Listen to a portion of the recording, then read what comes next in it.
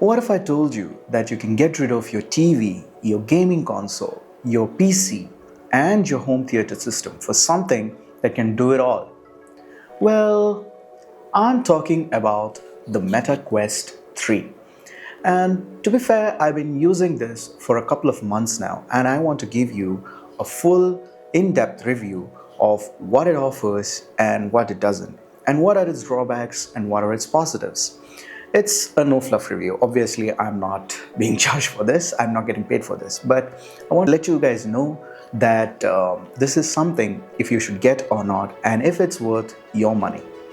My name is Melroy, and welcome to TechOspot.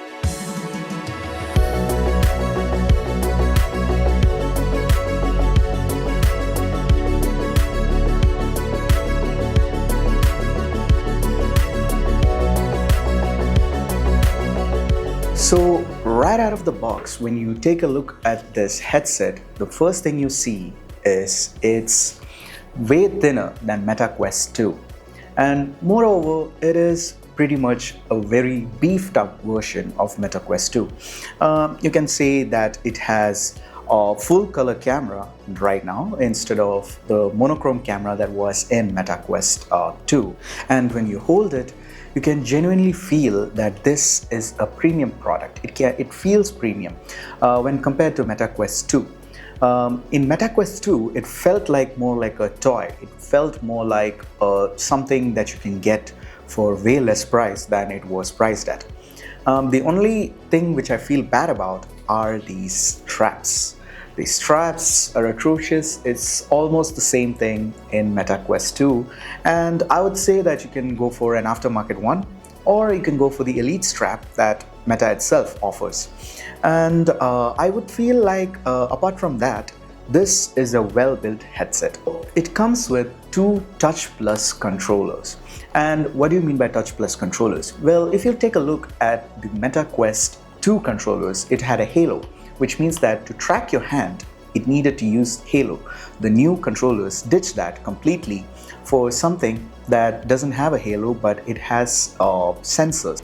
Now you can see that it is not white as you will get it out of the box. I just put this on because the plastic here gets roughed up pretty fast. So I put like a rubber case for it.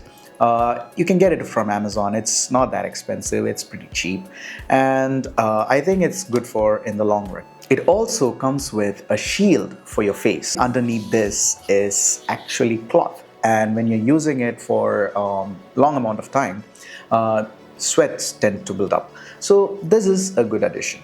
And also it has a riser built in. So when compared to the Meta Quest 2, the Meta Quest 3 offers 3-level adjustment. So what does it mean? As you know, I am a guy with glasses. So for me to use this, I have only two options. Either I have to get the attachment for the lenses, which gives off the same thing without using my glasses, obviously, and it can be used as on top of this lenses. But the riser, what it does is that you can adjust it in a format where you can keep your glasses on. On top of that, you can keep this headset. So that means that you don't need to spend hundreds of rupees or dollars to keep that attachment.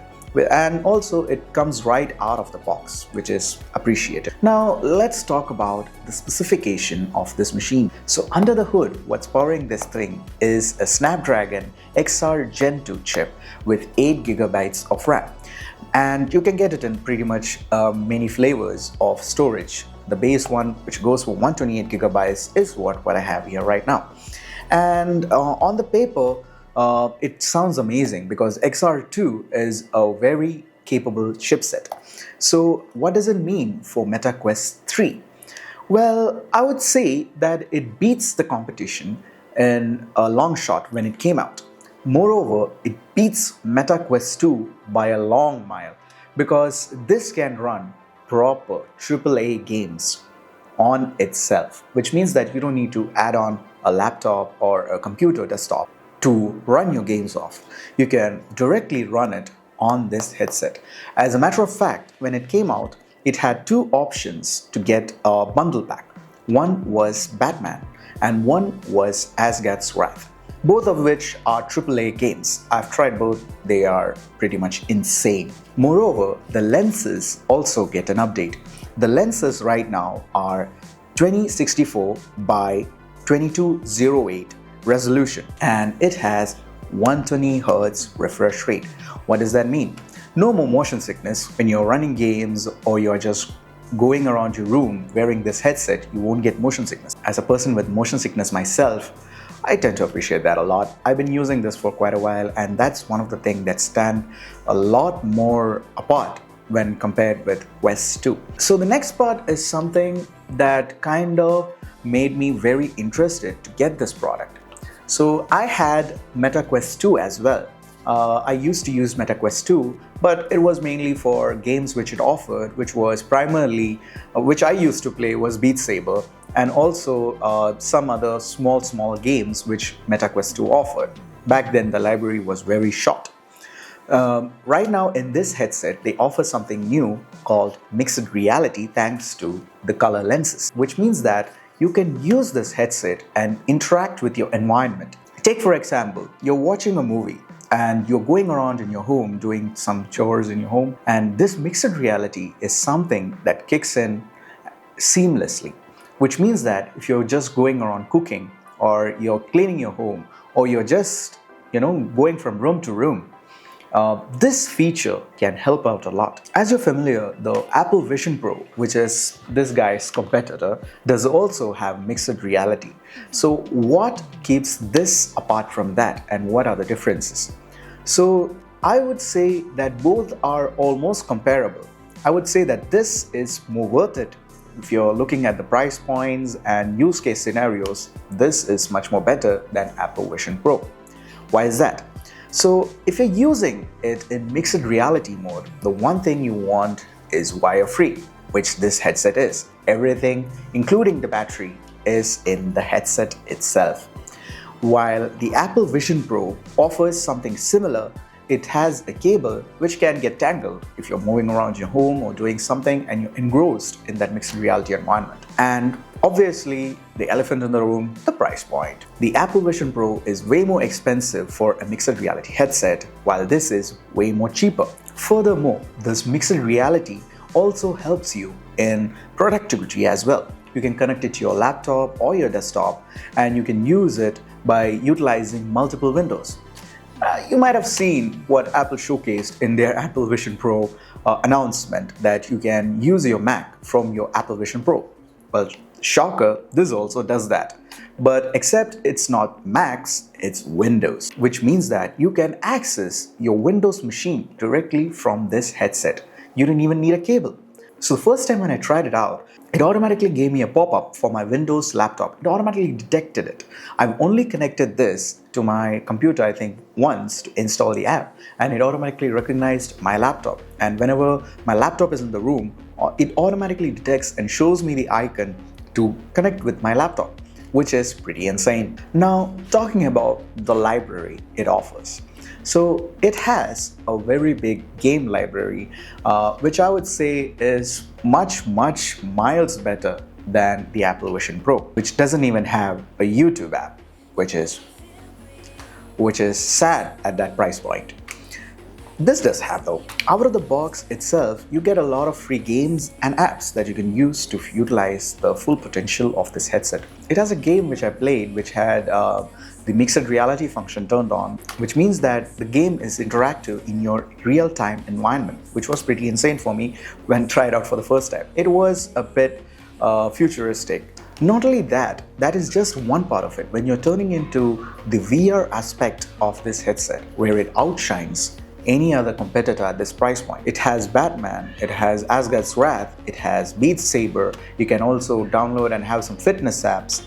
All that can run natively on this headset, which is pretty insane for me because as far as I know, Apple Vision Pro doesn't offer as much library as this headset offers, and Apple Vision Pro is way more expensive than this headset. If you are a PC gamer, I think that this headset is the best choice for you. Why? Because this has two ways to communicate with your PC, and you can run VR games of this thing. So let's come to one of the concerning factors of this headset: the comfort and the battery life. I would suggest that you would either go with the Elite strap that Meta itself offers, or you can get third-party options in Amazon or Flipkart or any other website as such for this headset. Now, the battery life. The battery life is kind of poor on this thing, but it's up there with Steam Deck and all the other handhelds. So it offers almost 2 to 3 hours of battery life. From my real-world usage, I got out almost 2 hours or 2.5 hours on light usage. If I'm playing a game like Beat Saber or Arkham, it goes down to 1.5 hours to 2 hours, which is not that bad. When compared to Apple Vision Pro, this does have an option that you can connect an external battery pack. You can get it with your aftermarket headband, as I mentioned before, or you can connect it directly to your power bank and use it like an Apple Vision Pro, but with better battery, of course. Now, you might be wondering, what is the difference between this Meta Quest 3 and the 3S? Like, 3S is way more cheaper, right? I mean, it also offers the same amount of games and everything, right? Well, I would say hold your horses, because Meta Quest 3S sounds good on paper, but in real-world usage, I think this is better if you're going for the long-term option. Why is that? So Meta Quest 3S uses almost similar components as to a Meta Quest 2, while some of its components are renewed to match with Meta Quest 3, like the processor, the color filters, and things as such. But apart from that, it's just basically a reused Meta Quest 2. So I would say go for the Meta Quest 3 if you're going for a VR headset. It's value for money and it offers what it's worth. So is this the best VR headset to buy right now? I would say no.